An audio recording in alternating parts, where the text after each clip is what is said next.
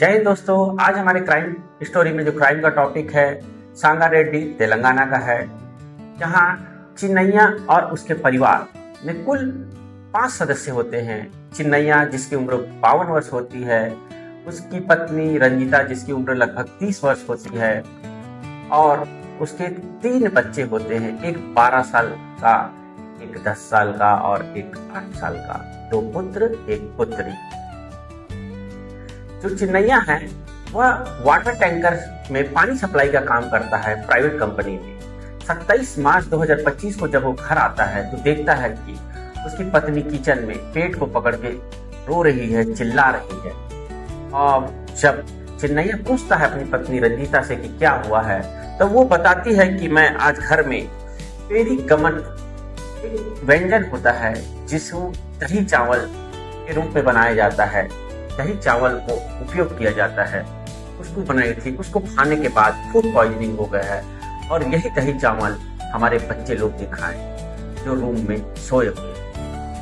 इतना बताने के बाद वो रूम में जाके देखते हैं कि तीनों बच्चे सोए रहते हैं, पत्नी चिल्लाते रहती है। वह घर से बाहर आता है और चीख पुकार करता है तो आसपास के लोग आते हैं और उसे पूछते हैं क्या हुआ।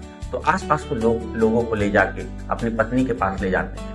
पत्नी बताती है वहां चिल्ला चिल्ला के कि मैं पेरी गमन बनाई थी जिससे वो फूड पॉइजनिंग हो गया है। आसपास वाले रंजीता को हॉस्पिटल ले जाते हैं और चिन्नैया बोलता है कि मैं बच्चों को चेक करता हूँ कि क्या हुआ है। जब बच्चों के पास जाके देखते हैं तो उनकी सांस रुक जाए रहती है, तीनों बच्चों की सांस नहीं चलते रहती। उसके बाद आसपास वाले लोग बच्चे के रूप में भी जाके देखते हैं तो बताते हैं कि उसकी सांस चल नहीं रही है। जब पुलिस को सूचना दी जाती है तब तक रंजीता जो चिन्नैया की पत्नी है हॉस्पिटल पहुंच जा रही है। पुलिस आते हैं, पुलिस देखते हैं तीनों बच्चे की सांस नहीं चल रही है, फिर भी हॉस्पिटल ले जाते हैं और हॉस्पिटल में तीनों बच्चों की डेथ घोषित किया जाता है। इधर रंजीता को आईसीयू में भर्ती कर दिया जाता है। आईसीयू में जाने के बाद उसका ट्रीटमेंट होता है, उसको पेट को खाली किया जाता है। जैसे जहर कोई व्यक्ति खा लेते हैं तो उसके पेट को जब खाली किया जाता है वही प्रोसीजर हॉस्पिटल में फॉलो किया जाता है। सुबह मॉर्निंग में पंचनामा और बच्चों का पीएम कराया जाता है। पीएम होने के बाद पीएम रिपोर्ट आने में 2 दिन वक्त लग जाता है और इधर रंजीता धीरे धीरे होश में आने लगती है और अपने पति चिन्नैया से पूछती है कि मेरे बच्चे कैसे हैं, मेरे बच्चे कैसे हैं। चिन्नैया बोलता है कि बच्चे ठीक हैं, घर में हैं, आप जल्दी ठीक हो जाओ। इलाज चलता है, ठीक हो जाते हैं। 2 दिन में पीएम रिपोर्ट आता है। जब पीएम रिपोर्ट आता है तो मामला पलट जाता है। डॉक्टर के द्वारा बताया जाता है कि तीनों बच्चों की मौत गला दबाने से हुई है, गला घोटने से हुई है। पुलिस फिर सोच में पड़ जाती है। पुलिस को पूरा शक चिन्नैया के ऊपर जाता है और पुलिस चिन्नैया से पूछताछ करती है। चिन्नैया बताता है कि वह दिनांक 27 को सुबह से लंच बॉक्स लेके अपना वाटर टैंक में पानी सप्लाई करने गया था और रात को लगभग 10 से 11 के बीच में वह अपने निवास में आया था। लेकिन पुलिस मानती नहीं है, कड़ाई से पूछताछ करती है, फिर भी चिन्नैया टूटता नहीं है। वो वही बोलता है जो वो किया रखता है। ये प्रातः मैं लंच बॉक्स लेके निकला था और रात लगभग 10 से 11 बजे आया तो मेरी पत्नी फूड पॉइजनिंग से शिकार चिल्ला रही थी, बच्चे सोए थे। तब मैंने जाके आसपास वालों को बताया, वो कुछ नहीं बताता। उसके बाद पुलिस समझ जाते हैं कि चिन्नैया को कुछ बताने वाला नहीं है। पुलिस को पूरा यकीन रहता है ये तीनों बच्चों की हत्या चिन्नैया ने किया। उसके बाद पुलिस डिसाइड करती है कि इसके पूरे मोबाइलों का लोकेशन और सीडीआर निकाला जाए। उसके घर में उसकी पत्नी का और चिन्नैया का सीडीआर निकाला जाता है। जब सीडीआर का अवलोकन किया जाता है तो चिन्नैया के नंबरों में नॉर्मल कॉल रहता है और उसकी पत्नी का जब सीडीआर का अवलोकन किया जाता है पिछले 6 महीनों से वो एक नंबर में लगातार बात करती पाई जाती है।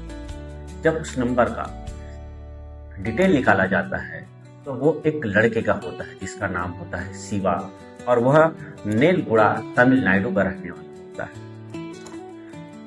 अब पूरा केस फिर से पलटता है। अब पूरा शक रंजीता के ऊपर जाता है। जब जिस नंबर से रंजीता बात करती है उसका सीडीआर निकाला जाता है घटना दिनांक। तो घटना दिनांक को भी रंजीता लगभग 6 से 7 बजे शाम शिवा से बात करती है, लेकिन शिवा का लोकेशन जहां घटना स्थल है वहां नहीं पाया जाता। उसके बाद उसकी पत्नी जो ठीक होकर उसके अपने घर आ जा रही थी उससे फिर विस्तृत रूप से पूछताछ करती है तो रंजीता एक कहानी बताती है जो सोचने लायक है। रंजीता पढ़ाई लिखाई में बहुत होशियार रहती है और लगभग 18 साल पूरा होने के बाद ये आगे पढ़ाई करना चाहती थी, ये डॉक्टर बनना चाहती थी, लेकिन 18 से 19 के बीच में परिवार वाले किसी कारणवश इसका विवाह इनके उम्र से 20 वर्ष बड़े चिन्नैया के साथ कर देते हैं।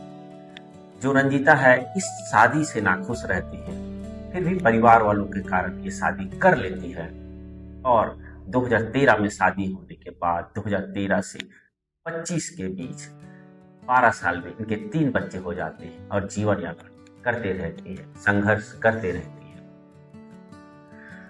2024 में रंजीता का स्कूल के फ्रेंड जितने होते हैं एक रीयूनियन ऑर्गेनाइज करते हैं। इसमें सभी 2024 में मिलते हैं, सभी एक दूसरे से मिलते हैं, पहचान होते हैं, सभी क्या वर्क कर रहे हैं, कौन नौकरी कर रहा है, कौन क्या कर रहा है, सब जानकारी लेते हैं। इसी दौरान जो रंजीता की एक पुराने दोस्त शिवा आया रहता है उससे इसका बातचीत होता है और शिवा और रंजीता पहले एक दूसरे को पसंद करते हैं, फिर दोनों बातचीत करना चालू करते, मिलना चालू करते। इसी दौरान लगातार बातचीत और लगातार मिलना होते रहता है, दोनों प्यार करने लग जाते हैं क्योंकि जो रंजीता का पति रहता है वो उससे लगभग ज्यादा उम्र का रहता है, लगभग 20 साल उम्र अधिक रहता है। फिर ये दोनों मिलने लगते हैं और फिर एक समय के बाद इन लोग शादी करने का डिसीजन लेते हैं। तो जो शिवा होता है रंजीता को बोलता है कि जब तक आप तीनों बच्चों मार नहीं देते या छोड़ नहीं देते मैं आपसे शादी नहीं करूंगा। शिवा का जो उद्देश्य रहता है उसको लगता है कि रंजीता अपने तीनों बच्चों को मारेगी नहीं और छोड़ेगी नहीं और मेरे साथ ऐसी रिलेशन में थी, लेकिन होता उल्टा है। रंजीता 27 मार्च को शाम को 6 बजे शिवा को फोन करती है और बताती है कि हम आज के बाद हम एक साथ रहेंगे, आज मैं तीनों बच्चों की हत्या कर दूंगा। पूरा प्लान बन चुका है। उसके बाद रात 9 से 10 के बीच रंजीता टॉवेल से तीनों बच्चों का एक एक कर गला दबा देती है। सबसे पहले साईं कृपा का, फिर लड़की मधु का और फिर सबसे छोटे लड़के गौतम का गला दबा देती है। गला दबाने के बाद तीनों की शव बेड में ऐसे लेटाती है जैसे वो सोए और रात को जब पति आते तो फिर वो चिल्लाना चालू करती है, पेट को पकड़ के चिल्ला के एक माहौल तैयार करती है। फूड पॉइजनिंग होने के कारण ये घटना हुई है, लेकिन पीएम रिपोर्ट में पूरा खुलासा हो जाता है और हत्या का मामला पंजीबद्ध होता है। पुलिस रंजीता से फिर पूछती है कि आप विधिवत इसको तलाक दे सकते थे, आपने ऐसा क्यों नहीं किया? जब आपका पति से आपका बनता नहीं था तो आपको विधिवत इसका तलाक दे देना था और अपना नया जीवन यापन करना था। तो रंजीता बताती है कि भारत में कितने तलाक के मामले कोर्ट में पेंडिंग है, तलाक होने में बहुत ज्यादा अधिक समय लगता है और मैं शिवा के साथ जल्द से जल्द जीवन यापन करना चाहती थी, जिस कारण से ये जघन्य अपराध मेरे हाथों से हो गया। पूरे प्रकरण में पुलिस इन्वेस्टिगेशन के दौरान रंजीता को तो अरेस्ट करती है और हत्या के लिए उकसाने के लिए इसके दोस्त, इसके बॉयफ्रेंड शिवा को भी अरेस्टिंग करके जेल भेज देती है। पूरा मामला अभी ट्रायल में है, अभी डिसीजन नहीं आया। दोस्तों देखिए कैसे एक लड़का जीवन में एंट्री होने के बाद एक महिला अपने 3 बच्चों की हत्या कर देती है। होना यूं था कि पति से बात रखते कि मैं अलग रहना चाहती हूँ, पारिवारिक सलाह लेते और तलाक के लिए याचिका लगाते। भले 1 साल लगता, 2 साल लगता, अगर कोर्ट मान जाती तो अलग हो जाती है और अलग अलग जीवन यापन करते, लेकिन ऐसा नहीं हुआ। रंजीता और शिवा ने अपराध का रास्ता चुना और वर्तमान में जेल है। 3 बच्चे भगवान को प्यारे हो गए। दोस्तों, ये पूरी क्राइम स्टोरी आपको अच्छी लगे तो लाइक करें, फेसबुक फॉलो करें।